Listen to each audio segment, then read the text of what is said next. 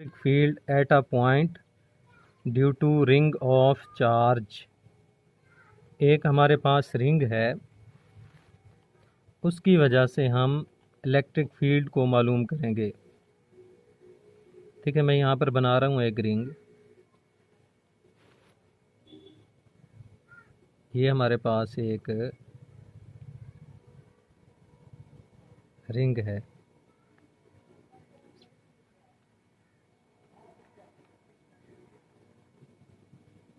ये जिसकी वजह से हमने इलेक्ट्रिक फील्ड को मालूम करना है।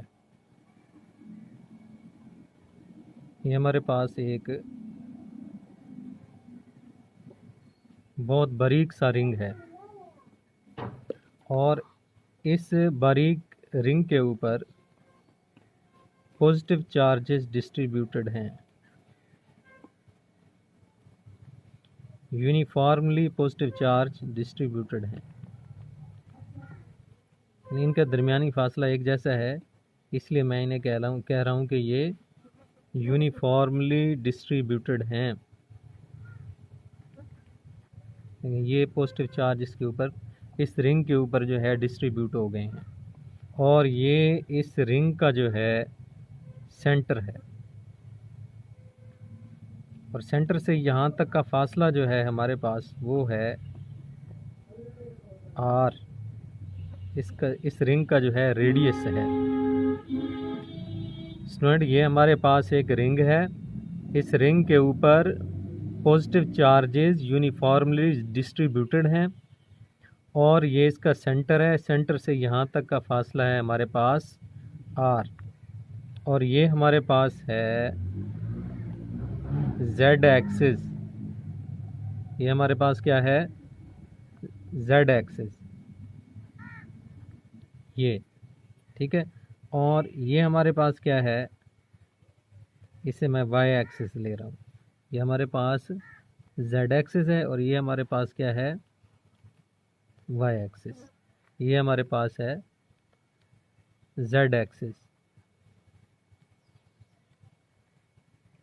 लेकिन स्टूडेंट, मैं इसे एक्स एक्सिस, ये मैं वाई एक्सिस भी ले सकता हूँ, लेकिन मैं इसे वाई एक्सिस ले रहा हूँ और इसे जेड एक्सिस ले रहा हूँ। ये देखें, इसकी डायरेक्शन यूँ है। ये अगर हमारे पास वाई एक्सिस है तो ये मेरे पास क्या है? जेड एक्सिस है। क्योंकि जेड एक्सिस को मैं ऊपर ड्रा नहीं करा सकता, ना, इसलिए मैं आपको यूँ दिखा रहा हूँ। ठीक है,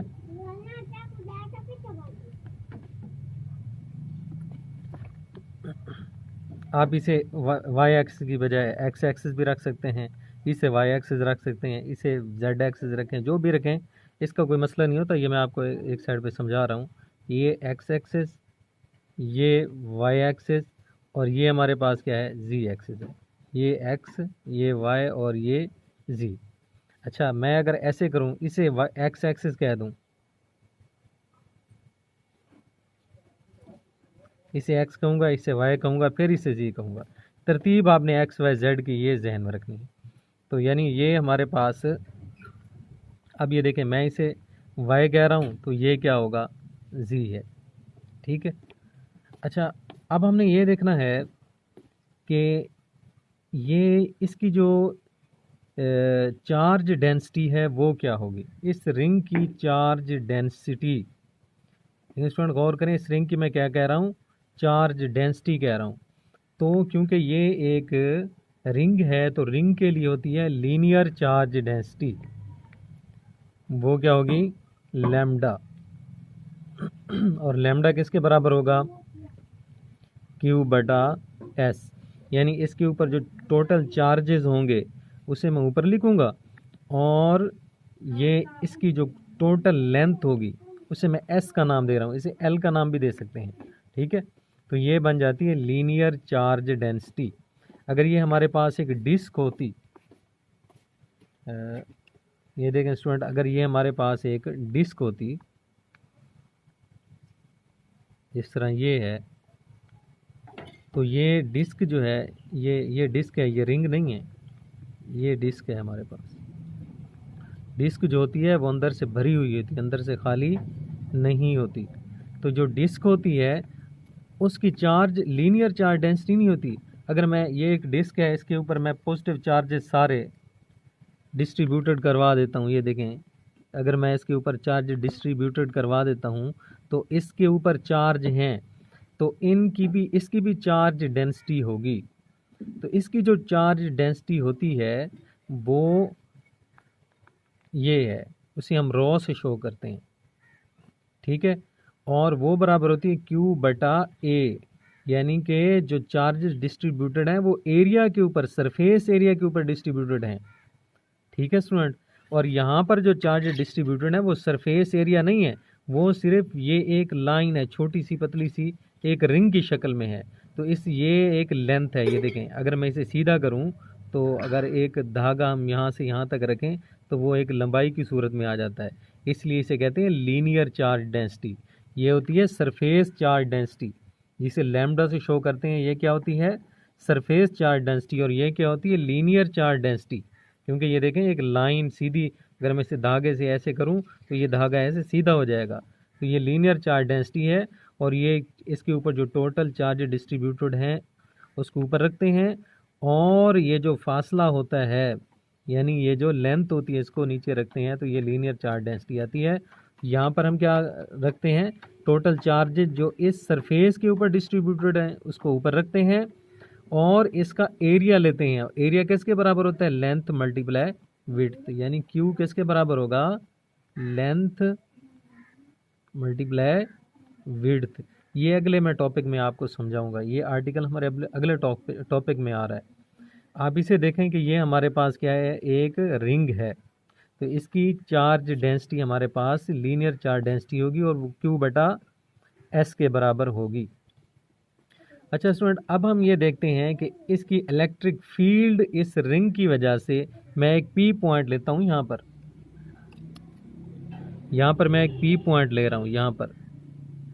तो इस पी पॉइंट पर मैं देखना चाहता हूँ कि इसकी लीनियर चार्ज डेंसिटी क्या होगी। इस पी पॉइंट पर लीनियर चार्ज डेंसिटी नहीं, इस पी पॉइंट पर मैं देखना चाहता हूँ कि इलेक्ट्रिक फील्ड क्या होगी इस रिंग की वजह से। ठीक है स्टूडेंट, मैं यहाँ पर एक छोटा सा एलिमेंट कंस्ट्रक्ट करता हूँ। ये छोटा सा एलिमेंट यहाँ पर लेता हूँ, ठीक है। छोटा सा एलिमेंट, मैं इसे नाम देता हूँ ds का। मैं इसे नाम क्या देता हूँ? छोटे से एलिमेंट को ds का, यानी कि ये किसका टुकड़ा है? ये इस पूरे फासले का टुकड़ा है ना, यानी ये इस पूरी लेंथ का छोटा सा टुकड़ा है ds। तो मैं ये ds ले लेता हूँ, और इस ds में जो चार्ज आ रहा है, देखें ये पॉजिटिव चार्ज आ रहा है, इसकी वजह से यहाँ पर मैं कैलकुलेट करूँगा इलेक्ट्रिक फील्ड। तो इसकी वजह से, क्योंकि ये ds है, तो इसकी वजह से जो इलेक्ट्रिक फील्ड होगी वो de होगी इस पॉइंट पर। ये देखें मैं ये इलेक्ट्रिक फील्ड लाइन यहाँ से ड्रा कर रहा हूँ, ठीक है स्टूडेंट। बड़े गौर से आपने फिगर को समझ लेना है बस। ये इसकी वजह से जो इलेक्ट्रिक फील्ड लाइन बनेगी इस पॉइंट पर, वो ये वाली बनेगी। ये देखें ये वाली लाइन बनेगी, ठीक है स्टूडेंट। तो मैं इसकी ये, क्योंकि ये ds है, तो इसकी वजह से जो इलेक्ट्रिक फील्ड लाइन को मैं de कहता हूँ, ये de है। अब ये इस पॉइंट पर जो इलेक्ट्रिक फील्ड होगी वो de होगी, और इसको मैं इसके रेक्टेंगुलर कंपोनेंट्स में डिवाइड कर दूंगा। ठीक है, यहाँ पर ये थीटा है, और यहाँ पर थीटा क्या बनेगा? ये बनेगा। और थीटा के सामने वाला कंपोनेंट क्या होता है? आपको पता है, वो हमारे पास क्या होगा? de साइन थीटा होगा, परपेंडिकुलर होगा ना ये वाला कंपोनेंट। और वो किसके बराबर होता है? de sine theta. मैं यहाँ पर ड्रा कर रहा हूँ, ये क्या है? de sine theta. अच्छा, और ये वाला क्या होगा? ये हमारे पास होगा de cos theta, de cos theta. देखिए स्टूडेंट, मैंने एक रिंग लिया जो कि यूनिफॉर्म लीनियर चार्ज डेंसिटी का है, और मैंने उसका एक छोटा सा टुकड़ा लिया यहाँ पर ds की वजह से जो यहाँ पर इलेक्ट्रिक फील्ड बनेगी वो de होगी। तो मैंने de को उसके rectangular components de sine theta और de कॉस थीटा, इस थीटा के अकॉर्डिंग मैंने स्प्लिट किया है इन कंपोनेंट को। तो ये de साइन थीटा और ये de कॉस थीटा, ये दो कंपोनेंट आ गए हैं मेरे पास। अच्छा, अब ये देखें कि इसके कोरस्पॉन्डिंग कंपोनेंट यहाँ पर भी होगा। देखें इसके कोरस्पॉन्डिंग जो पॉइंट होगा, सॉरी कंपोनेंट नहीं, जो पॉइंट होगा इसके कोरस्पॉन्डिंग पॉइंट डी एस यहाँ पर भी तो होगा ना। उसकी वजह से जो इलेक्ट्रिक फील्ड बनेगी, कोरस्पॉन्डिंग पॉइंट से मुराद ये है कि इधर का भी बराबर फासला होना चाहिए, इधर का भी बराबर फासला होना चाहिए, ये कोरस्पॉन्डिंग पॉइंट होगा। तो इस पॉइंट की वजह से जो इलेक्ट्रिक फील्ड यहाँ पर बनेगा, देखिए मैं यहाँ पर ड्रा कर रहा हूँ, इस पॉइंट पर, ये पी पॉइंट है हमारा, यहाँ पर हम इलेक्ट्रिक फील्ड को निकालना चाह रहे हैं। देखें इस पॉइंट पर जो इलेक्ट्रिक फील्ड, अब ये देखें ये हमारे पास यूं जा रहा है,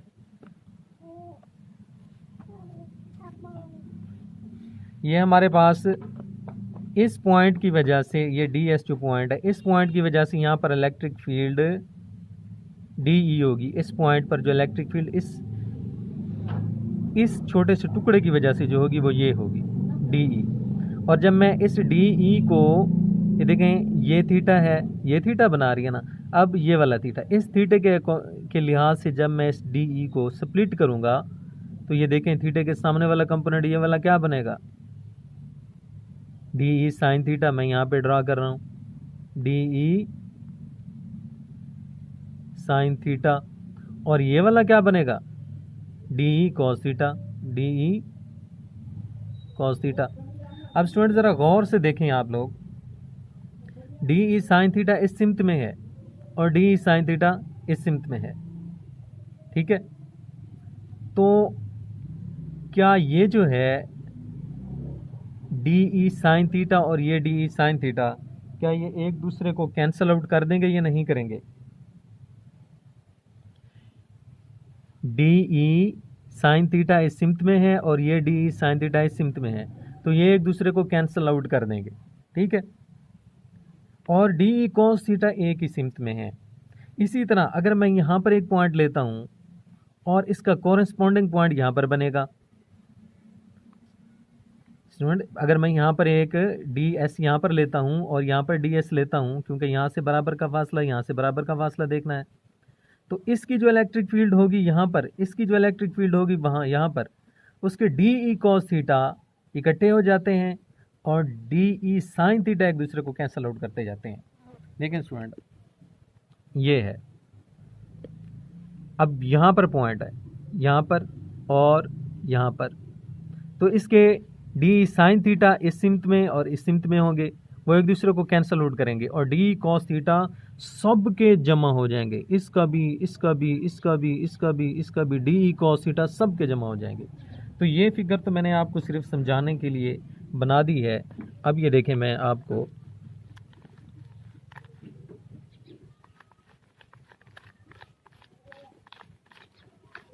दोबारा जो आपने वहाँ पर लिखना है और जो बनाना है वो मैं आपको बता देता हूँ।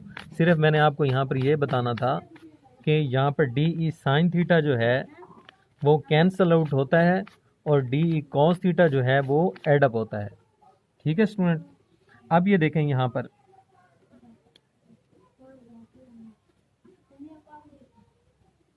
यहाँ पर ये मैं इसका छोटा सा एलिमेंट लेता हूँ और इसे मैं डी एस का नाम देता हूँ, और इस छोटे से एलिमेंट की वजह से जो इस पी पॉइंट पर, इस पॉइंट को मैं पी का नाम देता हूँ, इस पॉइंट पर इलेक्ट्रिक फील्ड जो होगी वो हमारे पास होगी डी ई, ठीक है स्टूडेंट। और इस डी ई को जब मैं उसके रेक्टेंगुलर कंपोनेंट्स में डिवाइड करूँगा तो एक हमारे पास ये वाला आ जाएगा डी ई साइन थीटा, और एक हमारे पास आ जाएगा ये वाला डी ई कॉस थीटा। अब आपको पता है डी ई साइन थीटा, मैंने आपको बताया कि उसके कॉरस्पॉन्डिंग से ख़त्म, और डी ई कॉस थीटा सब के एडअप हो जाएंगे। तो मैं इसी को इंटीग्रेट करूँगा, इसकी डी ई कॉस थीटा जो है इसकी डी एस के लिए मैं निकाल के इलेक्ट्रिक फील्ड, ठीक है। तो इसको जब मैं इंटीग्रेट करूँगा तो सब का निकल आएगा। देखें ज़रा मैं कैसे करता हूँ। अच्छा स्टूडेंट, इसकी वजह से, इस छोटे से एलिमेंट की वजह से जो इलेक्ट्रिक फील्ड यहाँ पर होगी वो ये होगी डी ई जेड, क्योंकि जेड एक्सिस में होगी, डी ई कॉस थीटा, मैंने अभी आपको बताया डी ई कॉस थीटा ही होगी। तो D E Z D E किसके बराबर होगा, 1/4 pi epsilon naught D Q बटा आर स्क्वायर। ये वाला फासला आर है, यहाँ से यहाँ तक का फासला क्या है, आर है। ठीक है स्टूडेंट, और यहाँ पर कॉस थीटा, क्योंकि यहाँ पर डी एस में जो चार्जेस होंगे वो डी क्यू होगा, यानी बहुत थोड़ा सा चार्ज होगा डी क्यू, क्योंकि जब एलिमेंट बहुत छोटा सा है तो चार्ज भी उसमें डी क्यू होगा। अच्छा, अब हमने D E G 1/4 pi epsilon naught D Q R square और कॉस थीटा यहाँ पे अप्लाई करें।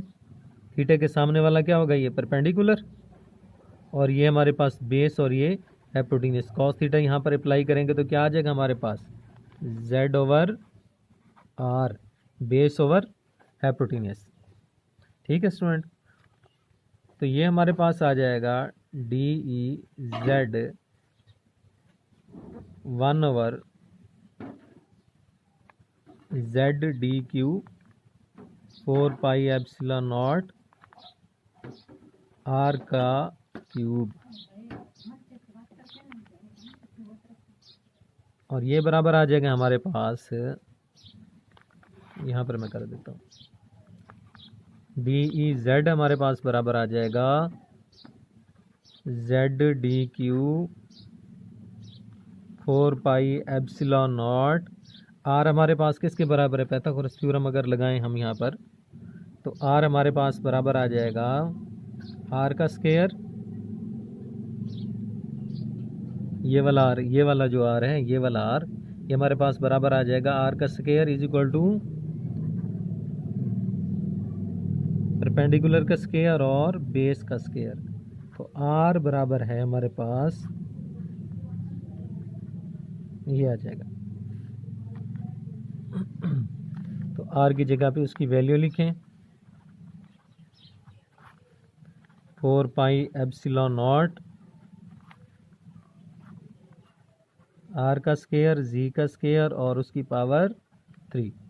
ठीक है स्टूडेंट, अब ये देखें D E Z D Q 4 pi epsilon naught, और ये क्या आ जाएगा हमारे पास, आर का स्क्वायर जेड का स्क्वायर और 3/2।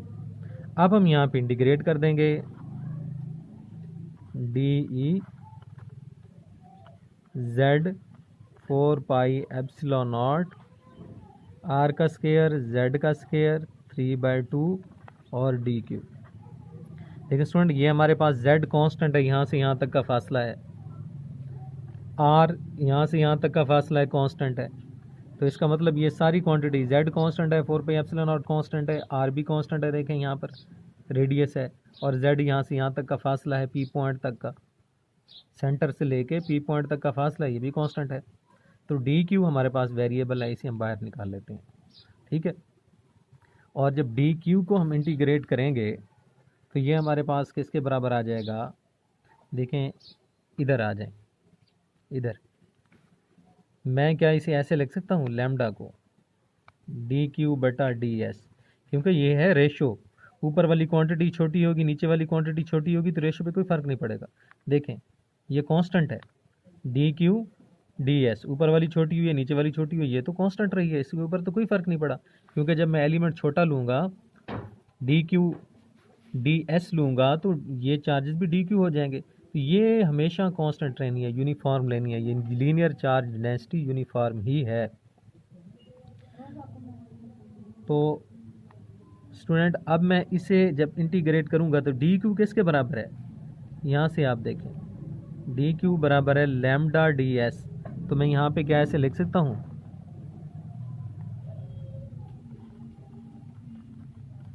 Z 4 pi epsilon not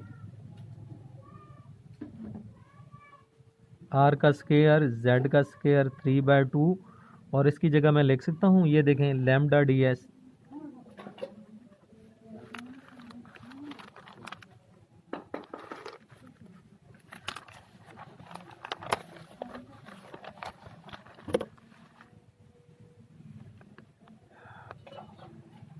be E Z lambda constant है, इसे बाहर निकाल लें, 4 पाई एप्सिलॉन नॉट आर का स्क्वायर जेड का स्क्वायर 3/2 और ये हमारे पास आ जाएगा डी एस। डी एस को जब इंटीग्रेट करेंगे तो ये हमारे पास आ जाएगा, ये देखें ये कट गया, ई आ गया, जेड एक्सिस की जानिब है तो यहाँ पर जेड लगाते जाएं, नो प्रॉब्लम।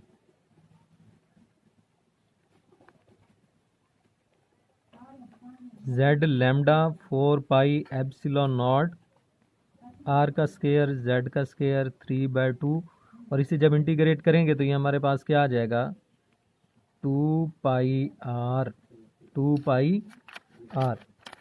ये देखें स्टूडेंट, इसकी डी एस को जब मैं इंटीग्रेट करूँगा तो ये टोटल लेंथ आ जाएगी ना, टोटल इसका सिंकमफ्रेंस आ जाएगा ना, और टोटल सिंकमफ्रेंस किसके बराबर होता है 2 पाई आर के बराबर होता है। तो इसलिए मैंने यहाँ पर इसकी जब इंटीग्रेशन करेंगे तो इसकी की जगह पे आ जाएगा 2 पाई आर ही आ जाएगा, ठीक है।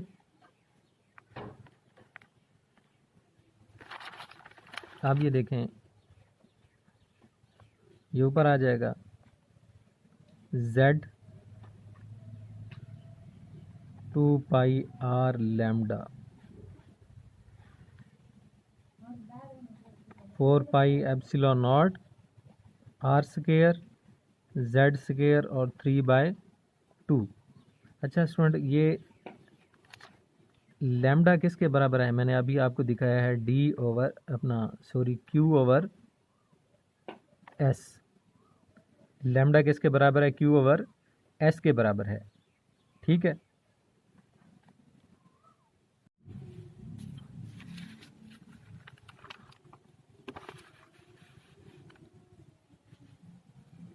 हाँ अब स्टूडेंट ये देखें z 2 पाई आर लैम्डा और ये हमारे पास यहाँ तक आ गई, और यहाँ पर मैंने आपको समझाया है कि लैम्डा किसके बराबर होता है Q बटा S के, ये लीनियर चार्ज डेंसिटी है तो Q इसके बराबर आ जाएगा, तो S जो होता है पूरा सर्कमफ्रेंस की लेंथ होती है, ठीक है। तो 2 पाई आर आ जाएगा तो Q इसके बराबर आ जाएगा।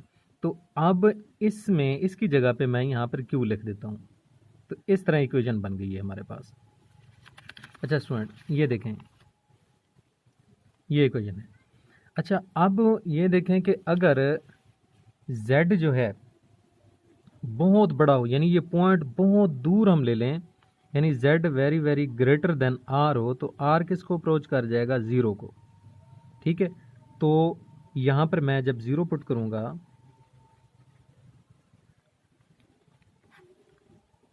यहाँ पर तो ये z ख़त्म हो जाएगा, 4 पाई एप्सिलॉन नॉट ये r ख़त्म हो जाएगा और z का स्क्वायर मल्टीप्लाई 3/2 आ जाएगा।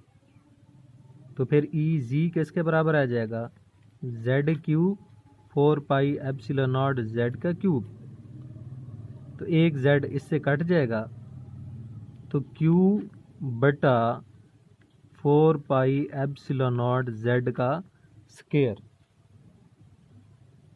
ये हमारे पास इलेक्ट्रिक फील्ड आ जाएगी इस पॉइंट पर, ठीक है स्टूडेंट। अच्छा अगर हम एक स्पेशल केस देखें कि इसके मिड पॉइंट पर इलेक्ट्रिक फील्ड निकालना चाहें तो मिड पॉइंट पर z क्या हो जाएगा 0, एट मिड पॉइंट z क्या हो जाएगा 0, तो z की जगह पे 0 जब पुट करेंगे तो ये total electric field mid point पर 0 हो जाएगी। यानी अगर कोई हमसे पूछे कि इलेक्ट्रिक फील्ड मिड पॉइंट पर क्या होती है तो हम कहेंगे इस रिंग की वजह से इलेक्ट्रिक फील्ड मिड पॉइंट पर 0 होगी। ओके स्टूडेंट, अल्लाह हाफिज़।